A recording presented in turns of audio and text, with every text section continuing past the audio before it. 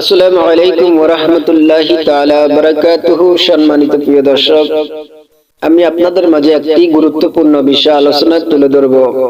আলোচনাটি হলো, চীন থেকে যে মহামারী আবিষ্কার হয়েছে এবং বর্তমানে ভারতে আক্রান্ত হয়েছে অনেক মানুষ। আল্লাহ তাআলা যেন আমাদের সকল বিশ্বের মানুষকে ওই মহামারী থেকে হেফাজত করে।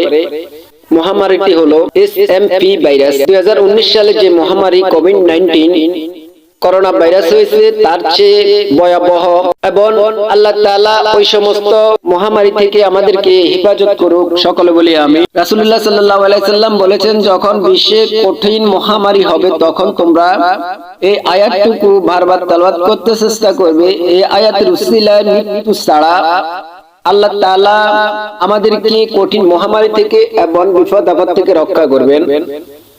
আল্লাহুম্মা ইন্নী আউযু বিকা মিনাল বারসি ওয়াল জুনুনি ওয়াল জুজামি ওয়া মিন সাইয়িল আকসাম।